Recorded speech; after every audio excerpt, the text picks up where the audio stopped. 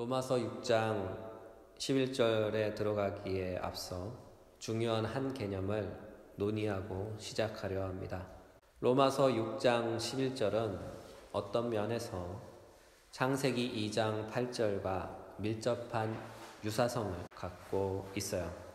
이와 같은 이유로 우리는 먼저 창세기 2장 8절을 살펴보고 로마서 6장 11절을 살펴보도록 합니다.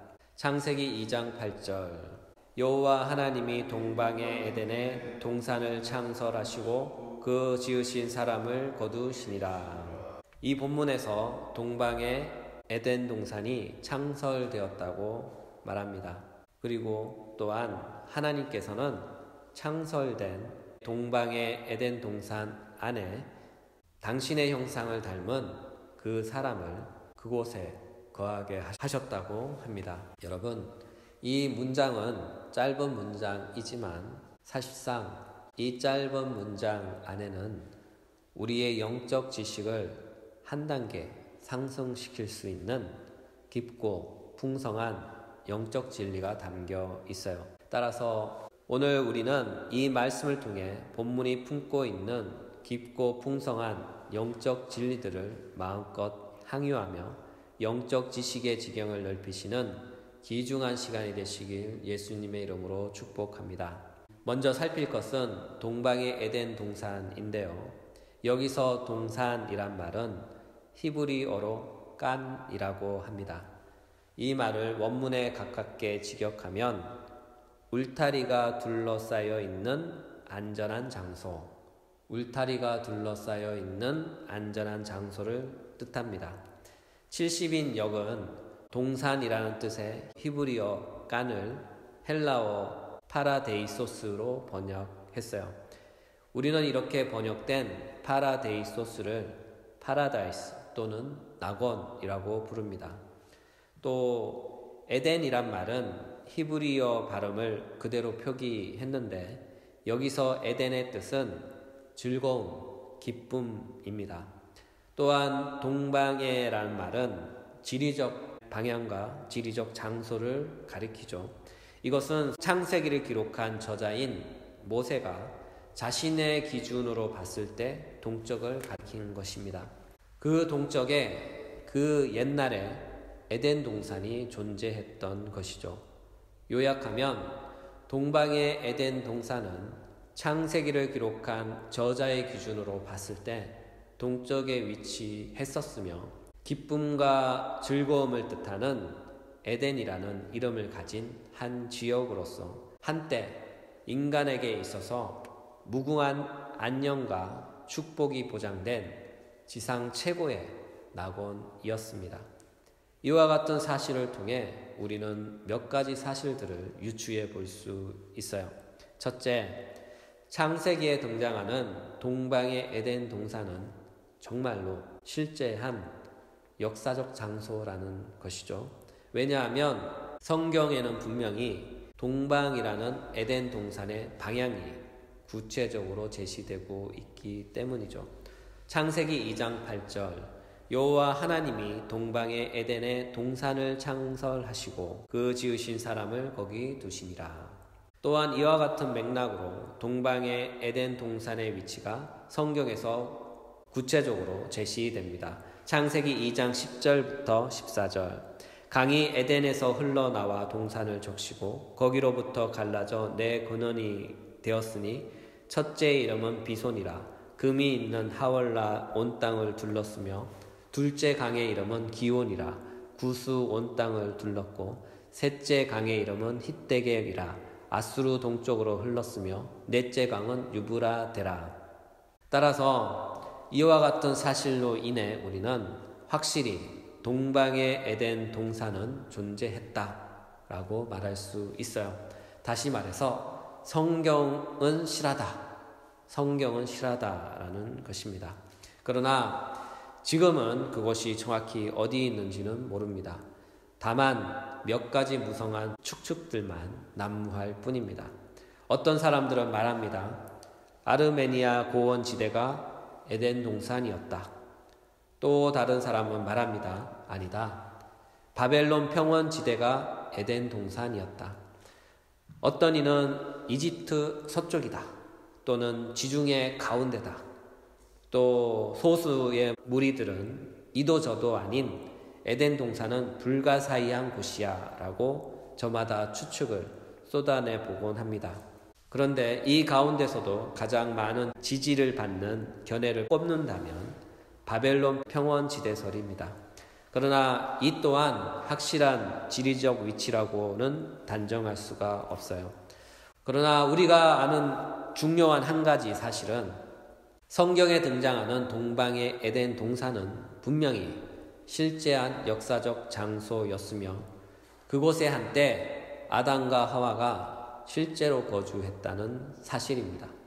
그리고 분명한 사실은 바로 거기서 아담의 타락이 발생했으며 바로 거기서 하나님은 그리스도를 통한 구속의 계획을 선포하셨다는 것입니다. 창세기 3장 15절부터 16절. 내가 너로 여자와 원수가 되게 하고 내 후손도 여자의 후손과 원수가 되게 하리니 여자의 후손은 내 머리를 상하게 할 것이요 너는 그의 발꿈치를 상하게 할 것이니라 하시고, 이와 같이 복음 선포와 함께 아담과 하와는 동방의 에덴 동산에서 추방되었고, 또한 육신이 된 사람으로서는 그 누구도 살아서는 동방의 에덴 동산 안으로 출입할 수 없게 된 것입니다. 창세기 3장 23절. 여호와 하나님이 에덴 동산에서 그를 내보내어 그 근원이 된 땅을 갈게 하시니라. 창세기 3장 24절. 이같이 하나님이 그 사람을 쫓아내시고 에덴 동산 동쪽에 그룹들과 두루 도는 불칼을 두어 생명나무의 길을 지키게 하시니라. 이 모든 것은 사실이며 이 모든 것은 실화입니다. 여러분, 이 사실을 믿으시기 바랍니다. 만약 이와 같이 역사적인 진실인 동방의 에덴 동산이 부정된다면, 혹은 창세기의 이야기들이 허구나 신화로 간주된다면 이와 관련된 인간의 타락도 모두 부정될 것이고, 그 결과 인간의 구원의 필요성도 사라질 것이며, 그로 인해 그리스도 예수께서 이 땅에 오심도 세상을 잠시 순방하신 무의미한 초자연적 사건에 불과한 것이 됩니다. 그러나 그리스도 예수께서는 인간의 타락, 다시 말해서 아담의 한 범죄로 인해 죄 아래 팔려 죄로 인해 고통받는 죄인들을 구속하여 구원하시려고 이 땅에 오셨습니다. 그는 실제로 오셨고 그는 실제로 우리를 위해 십자가에 우리 죄 때문에 우리 대신 피를 흘려 주셨습니다. 마가복음 10장 45절. 인자가 온 것은 섬김을 받으려 함이 아니라 도리어 섬기려 하고 자기 목숨을 많은 사람의 대속물로 주려 함이라. 이와 같은 이유로 아담의 타락도 실화이며 아담이 한때 동방의 에덴 동산에 거주했던 것도 실화이며 아울러 하나님께서 에덴 동산을 창설하신 것도 실화입니다. 더 나아가 성경의 모든 것은 다 실화입니다. 둘째, 동방의 에덴 동산은 지극히 복된 풍요의 상태를 반영한 말이죠. 이것은 하나님이 주시는 참된 안식이 구체적으로 어떤 것인가를 보여줍니다. 동방의 에덴 동산은 인간에게 있어서 꼭 필요한 물질적인 부분과 육체적, 정신적 부분들을 모두 충족시켜주는 곳이에요. 다시 말해서 인간에게 있어서 동방의 에덴 동산은 물질적 풍요를 위해 주어졌으며 아울러 육체적으로 정신적으로도 필요한 모든 것을 완벽하게 제공된 장소입니다. 이를 반영한 단어가 창설하시고입니다. 본문을 다시 한번 볼까요? 창세기 2장 8절. 여호와 하나님이 동방의 에덴에 동산을 창설하시고 그 지으신 사람을 거기 두시니라. 이 본문에서 창설하시고에 해당하는 단어가 히브리어 와디타입니다. 이 단어의 원형은 히브리어로 나타로 그 뜻은 심다, 만들다입니다. 이 단어는 레위기 19장 23절, 신명기 20장 6절, 사무엘하 7장 10절, 전도서 3장 2절, 예레미야 29장 5절 28절에 등장합니다. 그래서 이 단어가 쓰일 때에는 이런 것입니다. 농부가 좋은 열매를 바라보고 정성껏 항무지를 개간하여 나무를 심거나 포도원을 만들 때 이 단어를 사용했습니다. 따라서 창설하시고인 히브리어 단어 와이타가 여기서 사용된 것은 동방의 에덴 동산은 그만큼 좋은 열매를 바라시는 하나님의 특별한 기대 속에서 하나님의 특별한 기대인 좋은 열매의 결실로 보답해야 하는 인간의 한 특별한 장소였던 것이죠. 이와 같은 이유로 하나님께서는 각종 좋은 열매들을 맺길 간절히 고대하시면서 인간에게 필요한 모든 것을 복으로 다 준비해 두셨어요. 이 복들을 구분하여 살펴보면 먼저는 물질적인 풍요입니다. 창세기 1장 29절 하나님이 이르시되 내가 온 지면에 씨 맺는 모든 채소와 씨 가진 열매를 맺는 모든 나무를 너희에게 주노니 너희의 먹거리가 되리라. 이것은 창세기 1장 12절 13절과 대조되는 것으로서 인간을 위한 음식의 공급과 관련된 물질적인 복입니다. 창세기 1장 11절부터 12절 하나님이 이르시되 땅은 풀과 씨 맺는 채소와 각기 종류대로 씨 가진 열매 맺는 나무를 내라 하시니 그대로 되니라. 땅이 풀과 각기 종류대로 씨 맺는 채소와 각기 종류대로 씨 가진 열매 맺는 나무를 내니 하나님이 보시기에 좋았더라. 분명 창세기 1장 29절과 창세기 1장 12절 13절의 창조의 성격은 조금 다릅니다. 창세기 29절은 인간의 먹거리를 위한 창설이었으며 창세기 1장 12절 13절은 하나님의 아름다움을 위한 창조였기 때문입니다. 따라서 동방의 에덴 동산의 창설은 분명 인간에게 더 풍성한 물질적인 복을 주시기 위하여 특별히 고안하신 장소입니다. 사실이 이와 같기에 동방의 에덴 동산 안에는 분명 경작을 위한 구분된 공간이 있었습니다. 창세기 2장 5절부터 6절 여호와 하나님이 땅에 비를 내리지 아니하셨고 땅을 갈 사람도 없었으므로 들에는 초목이 아직 없었고 밭에는 채소가 나지 아니하였으며 땅에만 땅에서 올라와 온 지면을 적셨더라. 여호와 하나님이 그 사람을 이끌어 에덴 동산에 두어 그것을 경작하며 지키게 하시고 여호와 하나님이 그 사람에게 명하여 이르시되 동산 각종 나무의 열매는 내가 임의로 먹되 선악을 알게 하는 나무의 열매는 먹지 말라. 내가 먹는 날에는 반드시 죽으리라 하시니라.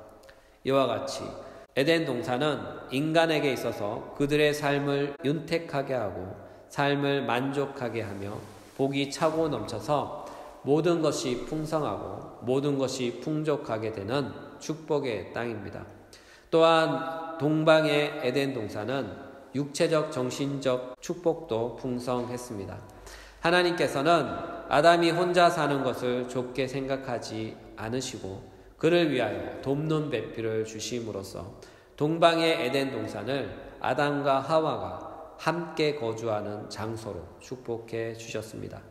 이처럼 동방의 에덴 동산은 인간의 필요를 미리 아시고 물질적 풍요로움과 더불어 육체적 정신적 필요까지 미리 공급하시는 하나님의 특별한 장소인 것입니다. 여러분, 이 사실을 믿으시기 바랍니다. 그래서 그곳의 이름이 기쁨이었고 그곳의 이름이 즐거움이었으며 에덴이라고 불렀던 낙원인 것입니다. 마지막으로 동방의 에덴 동산은 하나님께서 함께 하시는 임재의 장소였습니다. 창세기 3장 8절 그들이 그날 바람이 불 때 동산에 거니시는 여호와 하나님의 소리를 듣고 아담과 그의 아내가 여호와 하나님의 낯을 피하여 동산 나무 사이에 숨은지라. 다시 말해서 동방의 에덴 동산은 하나님께서 당신의 형상을 닮은 인간과 교제하며 더불어 살아가는 특별한 장소였던 것입니다. 왜냐하면 성경은 종종 에덴 동산과 연관된 비유를 쓸 때 항상 비옥한 지역이나 물이 풍성한 오아시스에 비유하곤 했어요. 이와 같은 비유는 에덴 동산은 하나님이 임재해 계신다는 것에 대한 표징이며 에덴 동산에 대한 비유는 언제나 하나님의 복의 표징이었기 때문입니다. 따라서 동방의 에덴 동산이란 여호와의 동산으로서 하나님이 거주하시는 곳, 하나님이 임재하는 곳을 가리킨 것입니다. 오늘 말씀을 정리하겠습니다. 오늘은 동방의 에덴 동산에 관하여 함께 말씀을 나누었습니다.